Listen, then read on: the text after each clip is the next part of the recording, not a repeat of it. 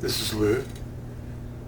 This is a little study on the law of first mention. It's a principle, actually, not so much a law, but a principle of study. And it's where you take Scripture, and it's important to track down the origins of your beliefs and how the first word was found. The word love, for example, is found in the Scriptures. It was when Abraham was told to go sacrifice his son, the son whom you love. The word love. You can track the word to its Hebrew source. And then you have the name J-E-S-U-S. Where was that first found? Yeah, you won't find that one. It's a made-up word that was invented around the 17th century. The Hebrew word, though, is being fouled up a lot too, because the people are being told that the name of their Messiah is Yeshua, which is actually an acronym for may his name be blotted out, from the Hebrew phrase or acronym Yermak Shemo Uzikro. And people don't know what's happened. But the Yeshua thing is another word that they use as an acronym, but Yeshua is actually a Hebrew word that doesn't mean it's a name. It was used as a name once, and that was just after we returned from Babel, and the name was prohibited to say. So in the book of Nehemiah, or Nehemiah, they call him Yeshua, the son of Nun, once in all of Scripture. And 216 times it's another name. And you've probably never heard the name. I teach it all the time, but anyway, the Hebrew is even distorted. They use Aramaic, which is actually the script. Now listen carefully. You're not going to believe this at first, but you can test me. Aramaic is the script of the Assyrians. It's not Hebrew. Now the language that they write the script in is Hebrew words. And I'm going to show you the real, even the word Hebrew, they made that up too. Ebereth. It's the language and people of the man named Eber. And Ebereth is the real word. And this is a grammar book that you can order from Margaret through Amazon. And it's a nice book. It's all well explained. And it's the Paleo grammar with 50 vocabulary words. I think you're going to like this one. This is no guile in this. There's no lies. There's nothing called something and then it's really something else. You're looking at the actual letters. This is not Aramaic. Here's what they look like. I'll get this light on here and you can have a look at the Hebrew letters. See? This is one of the exercises that she's got in here. Let me see if I can get a little bigger. Oh, this one page. Oh, I'll show you this little chart. Look at this. There's the name of the letters, 22. Those are, a lot of you have never seen this. Hebrew teachers have never seen this. Now, I want to read to you page 22 in this book. And they're fighting against this truth all the time. Hebrew has vowels. That's where we get our vowels. I'm going to read page 22. Ebereth, the vowels. There is quite a controversy regarding vowels in Hebrew.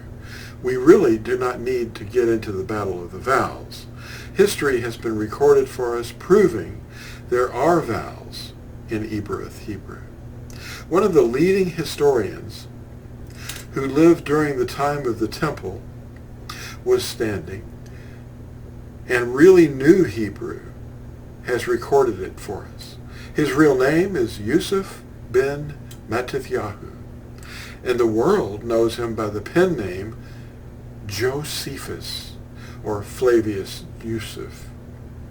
In his account of the War of the Yahudim, Book 5, Chapter 5, Verse 7, he records the following, in English translation, of course. A mitre also of fine linen encompassed his head, which was tied by a blue ribbon, about which there was another golden crown, in which was engraved the sacred name. It consists of 4 vowels. Now that's an actual record from the 1st century. And this man knew how to write. He was a scholar. Now the Hebrew paleo vowels are Aleph, He, Hua, Yod, Ayin. Vowels only use the mouth cavity and don't have any hissing or clicking or lips or teeth involved. Everything you hear and read about Hebrew not having vowels is man's doing and concerns modern Hebrew, that's what they call it, which is Hebrew after the Masoretes made their changes to the language. Hebrew words are derived from a basic verb, and the basic verb root is usually made up of 3 letters. Now, what are vowels and what are consonants? Vowels and consonants. A vowel is a speech sound as the breath flows out through the mouth without involving the teeth, tongue, or lips. Examples are A, E, I, O, U. Consonant.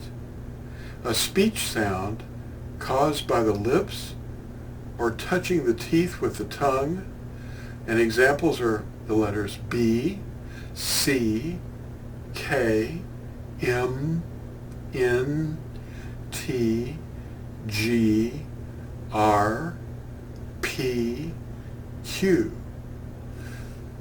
Those are not vowels.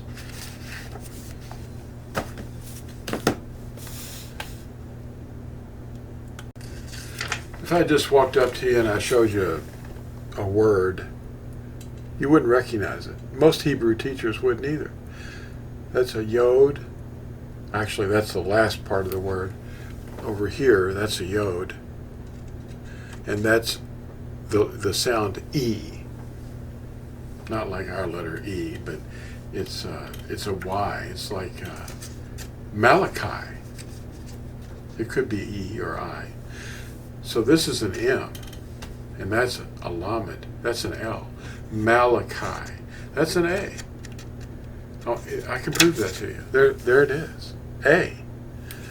That's where we get that vowel.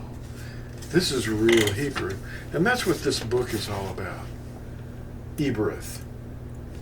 This is book 2, actually, and you'll find more at Amazon. You have to look up basically Margaret St. Peter, and the name of the book is Ebereth, Paleo Grammar, 50 Vocabulary Words. I just want to see her, really launch that book, and I wanted to help her out. The law of first mention is what this video is really about.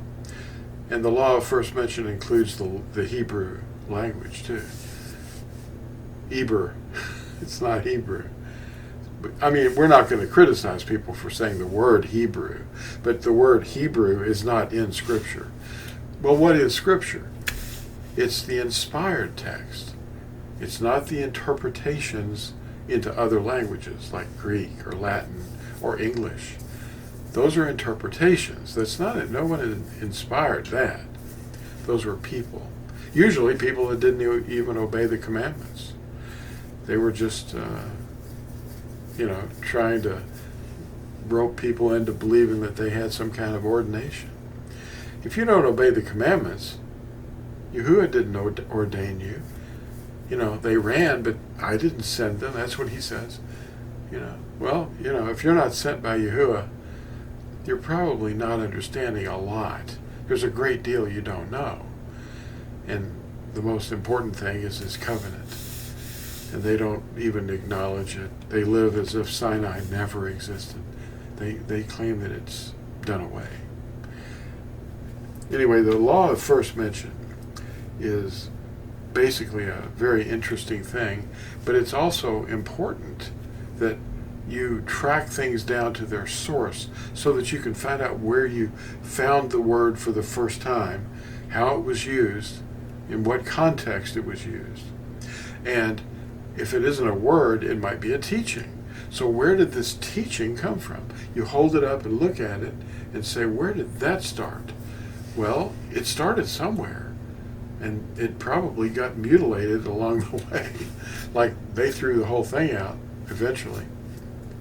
But anyway, the law of first mention is an important idea or concept. It's really the principle of first mention. In Scripture, that's very important. The first use of the word Yahusha came from the man Husha being renamed by Musha, or Moses.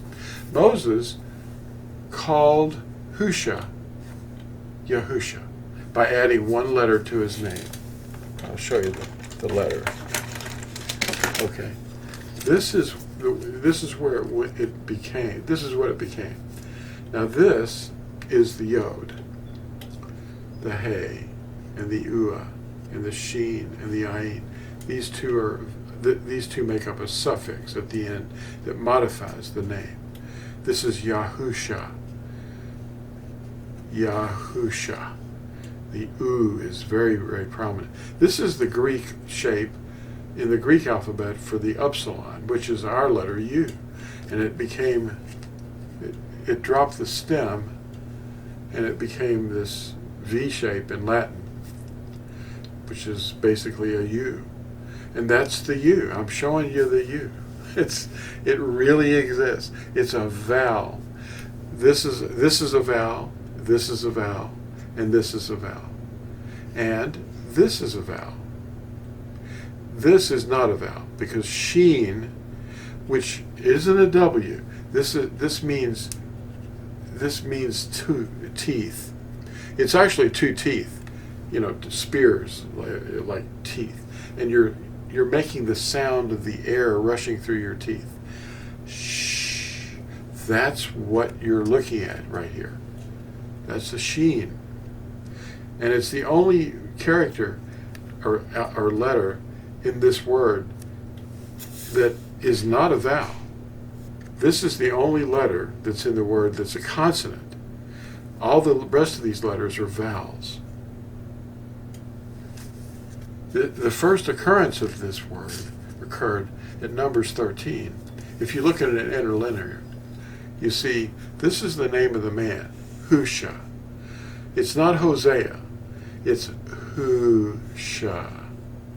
And Moses, as they call him, added this letter, this first letter, to his name. Hebrews read from right to left.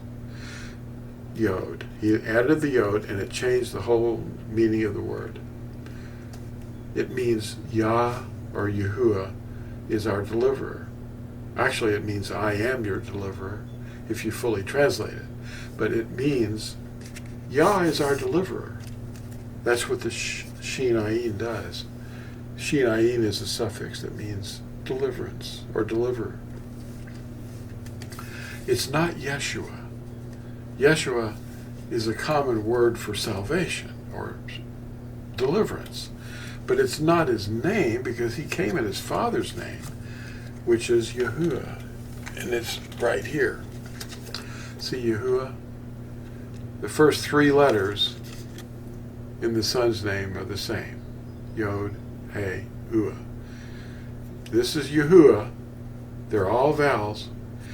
And this is Yahusha. The law of first occurrence.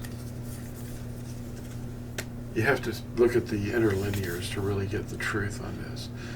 But anyway, I want to suggest that you do that, and like and subscribe, and get this book that Margaret came out with. It'll really help train you what the real language looks and sounds like. Thanks for watching. And we'll see you in the next exciting video.